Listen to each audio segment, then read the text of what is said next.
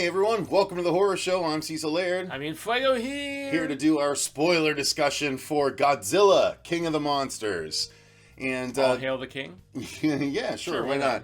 So we're going to get into all the spoilerific details about this movie. If you guys don't want to be spoiled, then click off. We do have a non-spoiler review that we've already done, so if you're interested in that, go check that out. If you want to know the spoilerific details, this is the place to be. So, yay. Fuego, let's get into it. So we'll just start at the beginning. Yes, indeed. This movie starts off with a bit of a, I guess, tie-in to the first Godzilla movie, where we get a flashback to where we see Vera Farmiga and her husband at the time, who are trying to, escape the city in the midst of the first Godzilla battle, when suddenly Godzilla comes traipsing through the city, going back into the water at the end of the movie, and unfortunately, in doing so, he kills the son of this family, but not the daughter, who obviously was Millie Bobby Brown 5 years previous to this current movie. Yeah, so we get some collateral damage, unfortunately, in the San Francisco aftermath, and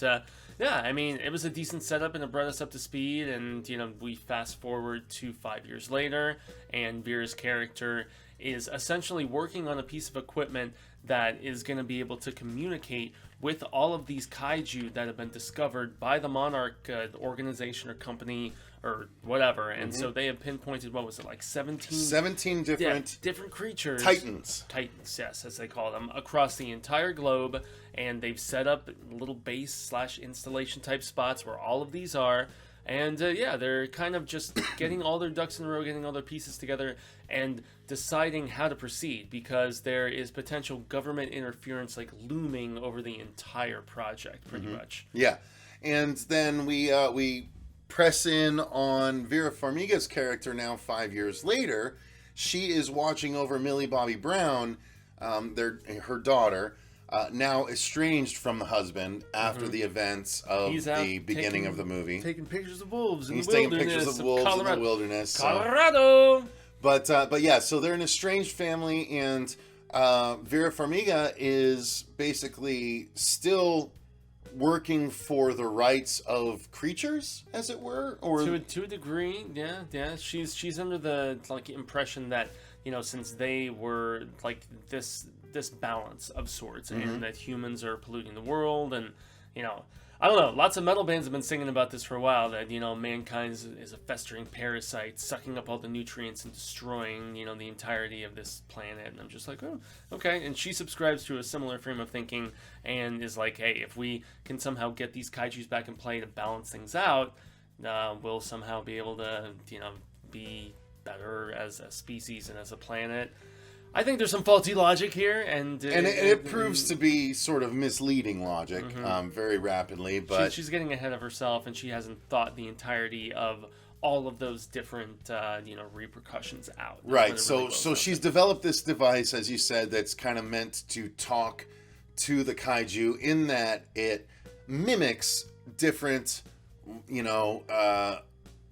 sonic patterns, sonic wavelengths, sonic patterns, that's a good way to put it, of the different creatures. And depending on how she sets the device, can set off the creatures one way or another, which we find out rapidly after this flash forward in time to the current day, where obviously, like I said, Vera Farmiga is watching out for Millie Bobby Brown, who is much older than 5 years previous in the current day. She's saying shit and all kinds of stuff, man. Yeah, and so they are apparently living in this installation, one of the installations Fuego was mentioning, that is being watched over by the Monarch Corporation, and it happens to be the Mothra site. Yeah, they're in China. Where it is a giant worm at this point, that is just coming around and sort of getting life, put into its body again.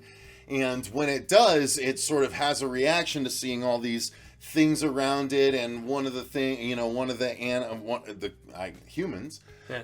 One of the humans surrounding it, ant size, right? Holding guns on it. Gets a little trigger happy, and then Mothra defends itself in this, in this pre-Mothra stage, And so Vera Farmiga decides that she can stop the situation before it gets out of hand, and so she gets into the area where where Mothra is starting to go crazy in its larval state, and she puts down the device that she's created or invented. Based off of, as we find out later, based on designs that her husband had worked on and stuff like that. He's like, I thought we destroyed it. And she's like, no, she took it and rebuilt it. And exactly. Like, So Mothra's freaking out, and just when Mothra's about to like viciously attack her because she's playing the wrong frequency, she finds the right frequency. Just as Millie Bobby Brown comes in, and Mothra is suddenly docile. Yeah, both of them are fearless women, and then Millie's like, I'm going to touch its head. And so Mothra's docile, but what happens to make Mothra flee, right? I can't remember what happens it's when that team breaks in. It's when the terrorists break in. And you think initially that they are taking Millie Bobby and Vera hostage, and you don't find out the full scope of what's going on. And dude, I was sitting... just real quick, there's a military team that Fuego's referring to that is led... They're like former military, but they're terrorists by Tyrion's father from Game of Thrones. Mm-hmm. So continue. They show up and basically kill everyone involved except for Millie and the mother. And this is where, as we find out later, her logic just made zero sense to me, because she's trying to save lives, and yet she's totally okay with them coming in and shooting to death everybody in the installation as they're taking the technology. And there's just small price to pay. I guess. So it turns out she was willing to break a lot of proverbial eggs. Skipping ahead a little bit, it turns out that Vera Farmiga is actually trying to set the creatures free one at a time, because she thinks that it's going to restore a balance to the planet, because it's been imbalanced for so long as the humans have taken over and have almost destroyed the planet through pollution, and overpopulation, all that stuff, that she thinks that setting these creatures free is what's going to correct the mistake. Unfortunately, the first creature that she sets free after Mothra is King Ghidorah. And King Ghidorah is not, and they even say at the beginning, we don't know whether these titans are going to be aggressive or whether they're going to be passive. Benevolent, thank you. Yeah, I couldn't think of the word either. So, King Ghidorah turns out is not benevolent. King Ghidorah starts attacking right off the bat. 3-headed giant dragon. It's super awesome. And now in hindsight, when you mentioned that, I was really pissed about that character revelation from her. I'm like, where she's like, I'm sorry, ex-husband, and presses the button and the ice breaks and all this other stuff. And I'm like, okay, she's acting like she still cares, but she's sending all these people to their proverbial deaths, because this huge creature is going to break free, and breaking a few eggs for the omelet. All of these innocent lives in harm's way and stuff. But when you put it like that, where she maybe naively thought that this would be one of the nicer creatures, even though it's Monster Zero, as they call it many times, and we find out through backstory that he's not even from this planet, you know, which is cool. Eventually it is revealed that he is an alien, and so he's not even part of the technical Earth ecosystem, and so it's throwing everything out of whack, which is why Godzilla ultimately needs to stop him. Exactly. But it's because once Vera Farmiga has freed King Ghidorah, he basically can scream to the heavens after an initial fight with Godzilla, scream to the heavens and rise up out of the earth the 17 or 16 remaining or 15 remaining titans that have been hidden on the earth for all this time. And they've been tracking this, monarch organization. They've been tracking Godzilla through what, like heat signature, and heat stuff signature, like that, and biological and nuclear signature and stuff and like that. Movements and reverberations, small quakes. And so stuff like so they do say in the trailer that there are 17 monsters. You don't see all 17. You see about 4 outside of the main ones you've seen in the trailer. And I think that's why Sarah from Geek Suite was telling me, she's like, "There's going to be so many monsters in this, like." We were watching all these old, was it Soho? Yeah, the Toho. Toho. The whole Toho Godzilla. And I mean, she was showing me like this ginormous, like shrimp-looking thing. I can't even remember what the hell it was called. Yeah, and then there's the smog monster, and then there's the armadillo-looking one. Yeah, there's a bunch of them that they didn't cast, man. But no, this one there was basically a giant spider with Cthulhu tentacles coming out of its mouth. And then there was a giant woolly mammoth thing that was just much taller than it was longer, like mammoths of old, but it had these super long tusks. Yeah, much more disproportionate with how long they went, almost like down to the And then the Mutos returned. There was a Muto, a giant Muto that came back also from the first Godzilla movie. So there's another Muto that's still out there that's like... Yeah, and then I think there was one other one too. I can't remember what the fourth one was. And then you have the players that you saw in the trailers. And then all the players, right? Rodan and Mothra. And King Ghidorah and Godzilla, of course. So so King Ghidorah gets released. When he gets released, though, and he was breathing all the fire, and it was electric fire. Like it was. They stuck with the old continuity. Like he has all the electric powers. It's not just fire breathing. Now, I almost leaned over to you and asked you when he made his first attack on those soldiers and stuff, and he like just burned that whole like little quotient of them. I could have sworn he was like flicking his tongue and eating the little crispy up soldiers. No, after the fight, he was tasting it all. I thought that was awesome, actually. Dude, it was a nice little throw-in. Like there was some awesome little details. Yes, they do cut to a shot where one of the dragon's heads is licking the skull, the burned up skull of a human that they've just fried, and another dragon's head comes over and like yells at it because it's like focus, and then it refocuses on their target. I'm glad that we did. No, like that was an awesome touch. That's what I'm saying. As a monster lover, I adored this movie. Those are the little nods that are cool. And there was so many cool things. Like again, when King Ghidorah is outside of the skyscraper and Millie Bobby Brown is inside. I couldn't say during the non-spoiler, but it's Millie Bobby Brown by herself in this giant skyscraper. The character you give the most crap about. She's got control of the device, the sonic device that attracts the attention of creatures, and she sets it off, and then. Like, she's, like, putting it away, and she's like, okay, it should be fine. And she stands up and looks behind her. And King Ghidorah, one of King Ghidorah's heads is right outside the window. Jurassic Parking it, side-eyeing it, right through. And I literally almost pooped my pants. Because, yes, it's a movie, and yes, I knew that. But this is the kind of stuff that my nightmares have been made of in the past. These giant creatures. Again, I've had 3 different nightmares. I've had Jaws, I've had Tremors, and I've had Kaiju. And Godzilla specifically. Like, I've always had those 3 different nightmares. Freddy popped in every now and again too, but it's the other 3. So I don't like the idea of being eaten, and I don't like the idea. Here's what I don't like the idea of. That's the most horrible thing. Well, no, but here's the thing. Alive? You'd think that just being eaten by a kaiju is the scariest thing. The thing that scared me the most in my nightmares about being chased by a kaiju is that it's zeroed in on you.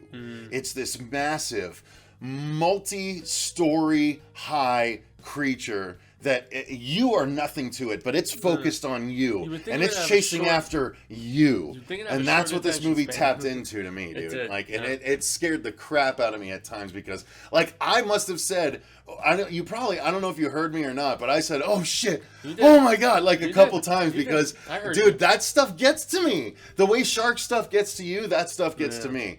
The giant thing, like, that could consume me easily in like half a snack. Like, it scares the crap out of me, and so it was very successful. So, yeah, King Ghidorah releases... once he actually fights Godzilla right off the bat. Briefly. They have a little scuffle. It's nothing near the 2 other fights we see in the second and the third act, but, you know, nonetheless, those 2 have a... they have a developing history in this, obviously, and they hint... in some of the hieroglyphics and stuff that they have been waging battle with each other for thousands of years since like the beginning of documented history in human civilization. You know, and I liked that. I did too. Again, and like you said, the lore of Monarch is really interesting in this movie. And I said that in a non-spoiler, in the fact that was, whereas I was critical of the writing of some of these human characters, I felt like the world building was very strong in this movie. Agreed. Very much so. And the fact that we get this pseudo-Atlantis of sorts that, you know, they discover under like the hot plates. Yeah, they're like, this could be Roman, this could be Egyptian, and they're like, no, this is way older than that. Yeah. And it's you know, we get to see Godzilla's home. It's where he goes to recuperate and draw from the natural nuclear energy that the Earth emits in this one particular point on Earth's planet. And and so all of that stuff was so much better than just some of the human silliness in this, and that's where it was because after this initial fight with King Ghidorah, that stuff was very well thought out. He's taken a toll because what happens is the humans intervene, and the humans fire this new weapon that basically destroys all oxygen. What the hell was it called? Destroys all the oxygen within a 2-mile radius, so it kills anything within a 2-mile radius. They fire it at Godzilla and King Ghidorah while they're fighting, and it doesn't. Basically, right before the missile hits, it shows Godzilla rip one of the heads off of King Ghidorah, which was really cool, which was awesome. Yeah. And then the King Ghidorah, with his 2 good heads, flies out. Just after the missile hits, right? King Ghidorah flies out, but Godzilla, they hone in on his heartbeat, and it basically dies. He dies. But it turns out he didn't quite die. He managed to he traveled these waterways that are revealed in this movie as to these hollow earth passages, and it's it's how Godzilla can travel 300 miles in just a couple of minutes, because there are these underwater, under the Earth's crust vortexes that can apparently transport you really far distances across the Earth in short amounts of time. So that's something they kind of glossed over. I was trying to remember what I've seen that guy in. Oh, that guy? He's been in a lot of stuff. He's been in so much stuff, and I couldn't pinpoint it. But yeah, dude with the gray hair and the glasses, and it was just driving me crazy, and I didn't. Well, he had more white hair in this. He but did in yeah. this, yeah. Now I'm face blanking him because I thought about it numerous times while watching it. But but the interesting thing about what happens with Ghidorah, and they implied that was because of the fact that this oxygen blast didn't. Whatever, he grows the 3rd head back with the quickness almost immediately, and it's like a reptile regrowing a tail that's been slashed off, and it comes off with the mucus and the membrane and all that stuff on there initially, and then the other head goes and rips the film off, and it's just right back to normal, and everything is cool, which I thought was a nice little touch. So after that point, Vera Farmiga's character goes and they release Rodan. And she had initially intended to only release, one at a time, as she talks about with Terrorist Dude. And James was like, I thought you said you were only going to do this, let them all ease in. And she's like, I'm not controlling any of this. And that's when King Ghidorah calls them. Right. That's when the whole revelation transpires that, okay, Ghidorah is actually an alien creature, and that's how it has that dominion. And, it can influence all the other creatures to be released simultaneously. And even though she was wanting to ease in, the harmony between the big, titans, as they call them in this, instead of kaiju, it's not happening, and she realizes the folly of her ways, and Millie Bobby is just giving her tons of shit about it, and... but too little too late, she's already past the point of no return, and she eventually ends up sacrificing herself to help everyone else kind of get away. In the same way, it's like they still kind of accepted that her frame of thinking was good in the end, because in the end credits you see. So anyway, King Ghidorah raises the other creatures, and they start to wreak havoc across the globe, while Godzilla is nowhere to be seen. So Ken Watanabe, reprising his role from the first movie from 2014, and also Girl from Shape of Water. Girl from the Shape of Water comes back as well. She gets killed. But so Ken Watanabe is still, on his whole, we need them. They're supposed to be here, but King Ghidorah is not.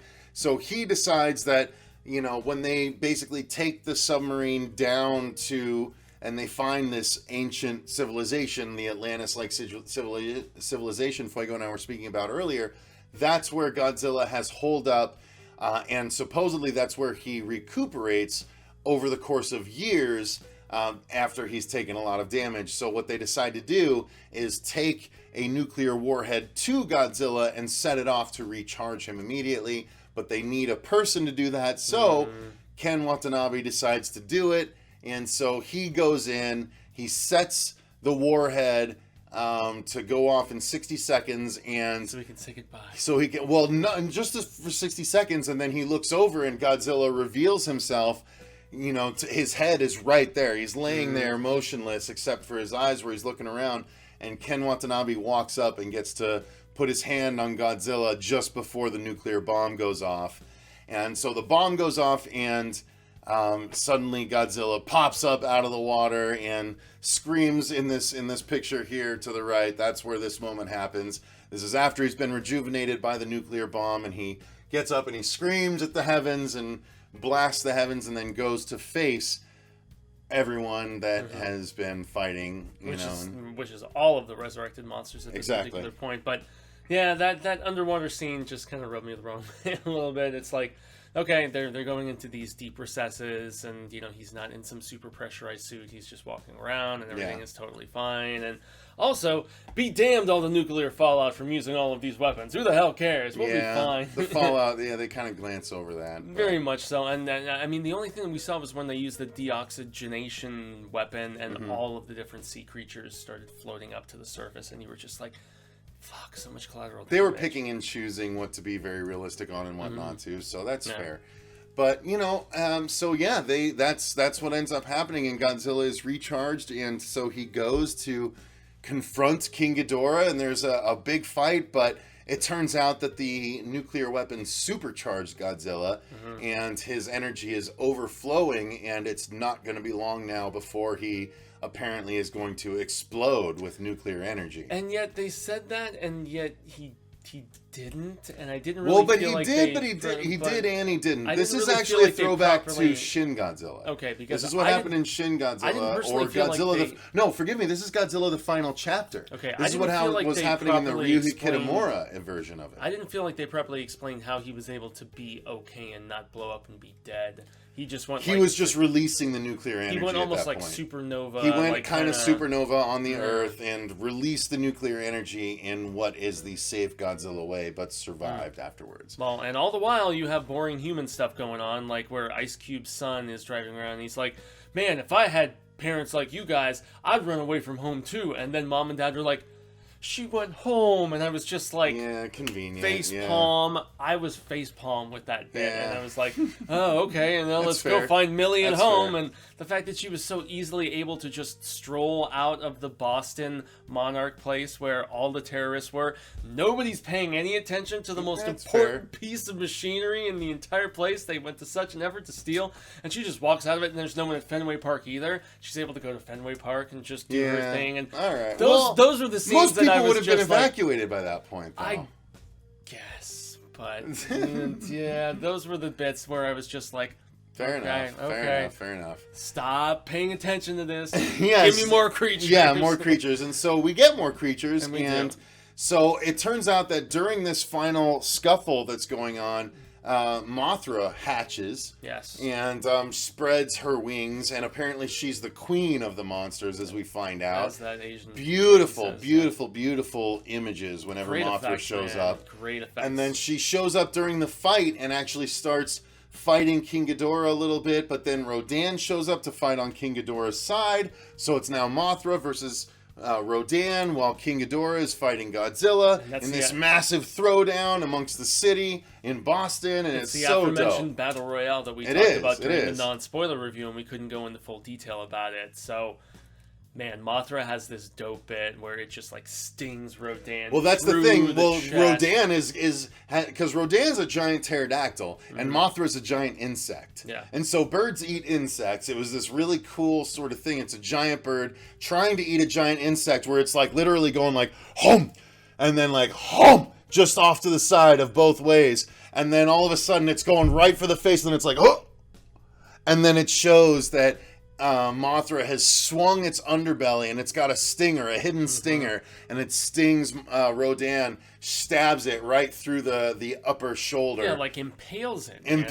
it's like, and then it falls off, and Mothra is basically beat at that point. And actually, at the same time, Godzilla is basically beat at that point by King Ghidorah, and so Mothra crawls up on Godzilla's hide and like spreads its wings just a little bit. Because they give the impression that the two of them have some sort of chemistry, some kind of relationship.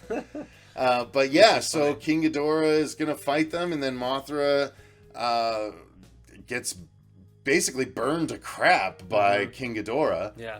And charred to smithereens, and there's just like charred to smithereens, and the ash left falls on Godzilla. Yeah. And which that's the thing. Seems to give him some sort of power. It supercharges him. This rejuvenation. is where I actually feel like I let it get away with this because this is very Toho Godzilla. There's some magical aspects to these creatures. They're, you know what I mean? And so the fact that the remains of Mothra sprinkle on Godzilla and supercharge him in order to fight off King Ghidorah one final time, and when he does, he also happens to rise up, and much like in Shin Godzilla, he is cracked all throughout, and he is red and a lava monster because he is you can see overflowing, radiating heat, beneath the distorting the images around him and making it like a mirage, like in the desert. And he's just this huge, like pulsating lava beast. And he basically, instead of firing his heat breath or his atomic breath, he basically unleashes these massive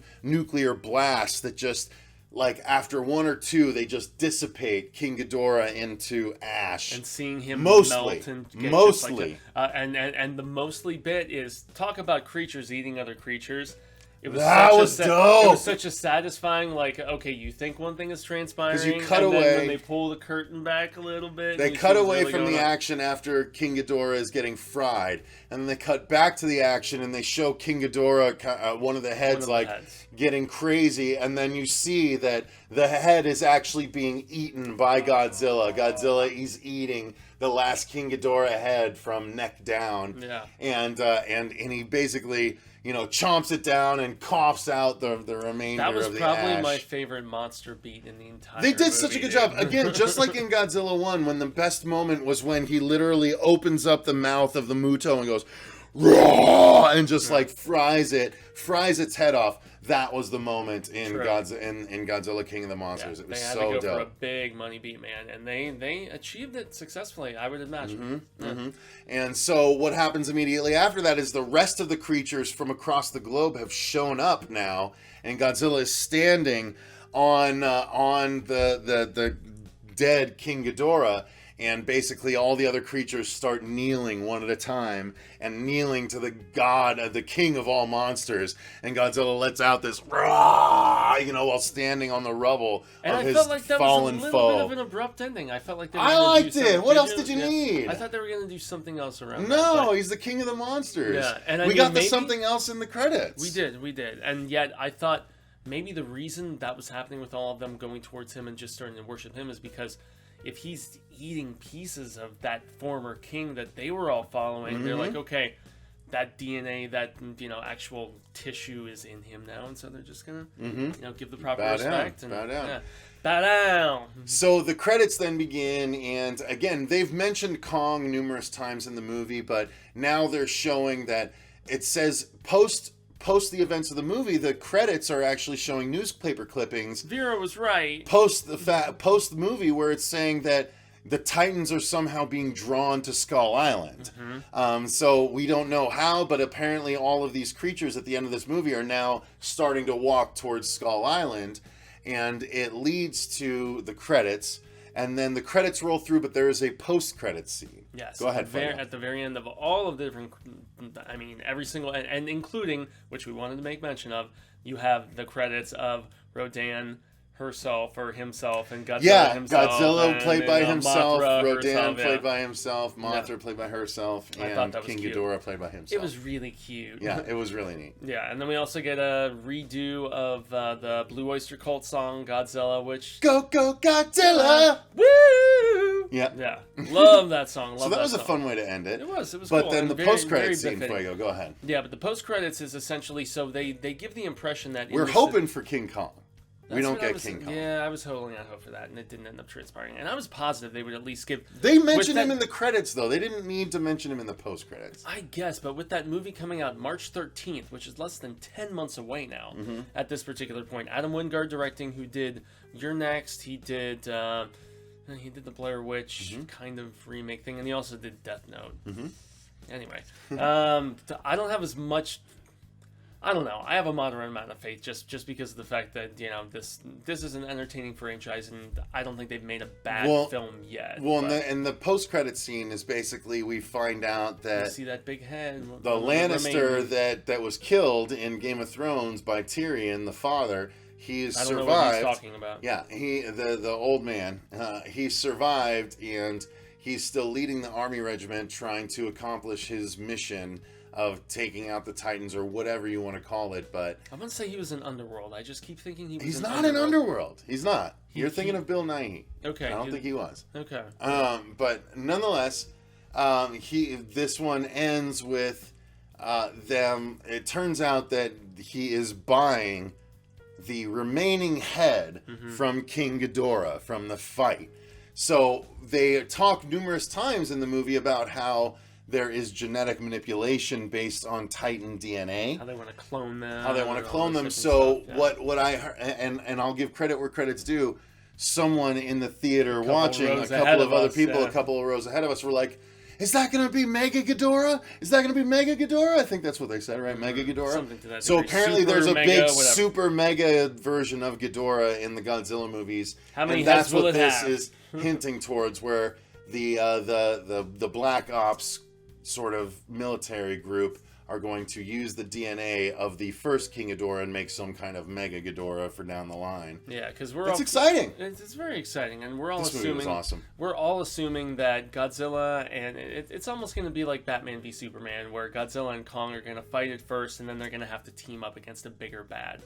That's what I'm presuming is going to transpire, and it kind of goes without saying. They're both hero, big, monstrous characters at the end of the day. So yeah. I can't remember who won in some of the previous bouts, but oh well. Bring it on, man. I'm excited. Adam Wingard, don't mess it up, yo. Indeed. So I think that's going to do it for our spoiler discussion here. That pretty much puts a nail in that coffin. If you guys have seen the movie, let us know in the comments down below. What did you think? If you haven't, but you watched the spoiler discussion anyway, let us know why. Yeah, let us know if you are excited, more so or less so after watching this.